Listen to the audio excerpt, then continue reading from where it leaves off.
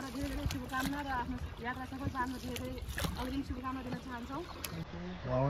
काठमाडौँबाट आउनुभएको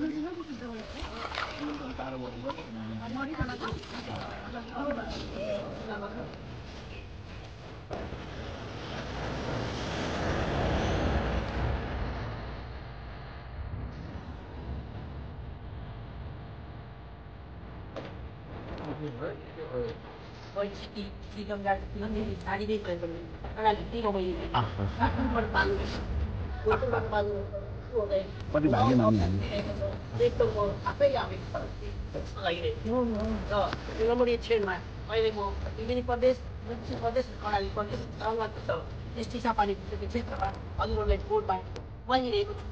मेरो 10 वर्षको सेटिमेन्टको म सबै कुराहरू त्यसको बारेमा अनुभव दिएको छु। तपाईँको माया र ममताले गर्दा यस कृषि प्रधान देश नेपाललाई अब हामीले सबै दिएको देश नेपाल पुऱ्याउनु पर्छ भन्ने हेतुका साथ हामीले कम्पनी खोलेर एउटै बोर्डलाई हजुर अब मात्रै 8.5 लाख पर्छ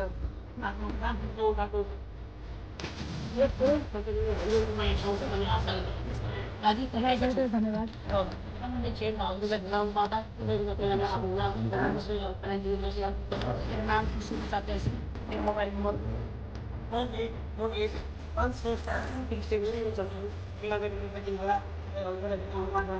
मलाई खुसी लाग्छ कि व्यवसायिक भन्ने उद्देश्य नै हो। त्यसमा एकचोटि घुमाइदिनु यहाँको बारेमा थोरै जान्छु। देखाइरहेको छु यो हाम्रो सबै दृश्यहरू यतापट्टि हाम्रो पाहाड यो हाम्रो नेपालको सबैभन्दा लामो प्रणाली हाम्रो हिमाल देखाउन सकेको देखाएर दिएको छु। यो एसियाको 500 लामो जापान दुबई देशको इन्जिनियर एउटै खण्डमा हरिएको मात्र गर्नु 28 मिनट प्रयास गरेको थियो। यसलाई जिउले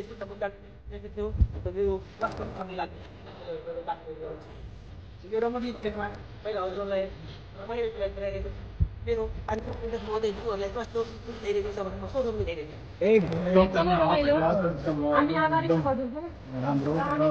सबै जस्तो मान्छे हेर्न पाउनु हाम्रो अहो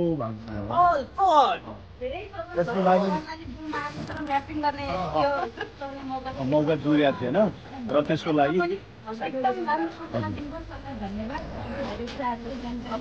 दिनुभयो। त्यसको लागि नेपाली मात्रै भएर नहुँला। Thank you very much. दूरीको घुमाएको छु। मेरो मुख्य लक्ष्य भएको यहाँदेखि सिङ्गापुर पार्कसम्म लाने हुन्छ। एउटा बोर्डमा अहिले 6 जना हुनुहुन्छ। हाम्रो त्यहीमा आएको मैले सन्तोष बिचहरूलाई 10 जना हालेको छु। 10 जना व्यक्तिहरूलाई एउटा बोर्ड रिजर्भ 15,000 मा 3.5 घन्टाको यात्रा 23 किलोमिटर लाग्नेछु। त्यसपछि पुनः व्यक्तिगत हामी यताबाट गाडी 21 किलोमिटर पार्कमा त्यहाँबाट पुनः गाडीमा ल्याएर हजुरहरूलाई यही दिनभरको प्याकेज 1550 त्यति जस्तो भएको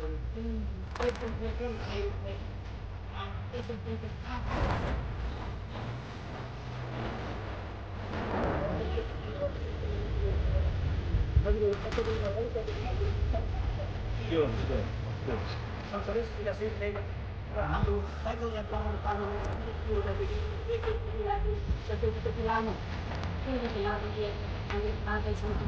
लामो यात्रा साइकल यात्रा हुँदै गएको छ। तपाईँ पनि हामीले पर्छ त्यसमा धन्यवाद पनि ज्ञापन गर्न चाहन्छु। एकदम राम्रो एकदमै खुसी भएँ हामी।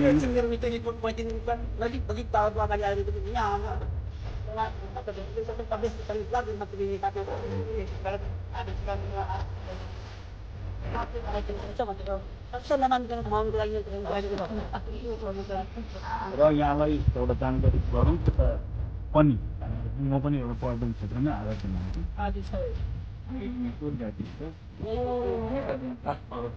जर्मन बोल्ने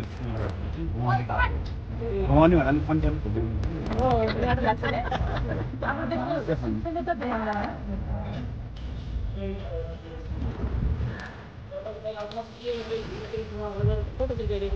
गर्छ है पहिलोचोटि हो ऱ्याफ्टिङ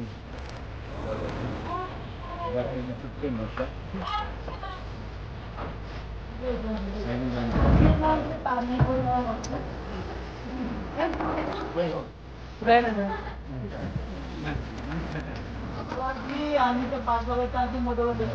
यो कर्णालीको ब्रिज हो नेपालको सबभन्दा ठुलो ब्रिज भनेर सुनेको छ लामो ब्रिज पनि भयो ठुलो पनि भयो लामो चाहिँ उता छ के हो त गरेको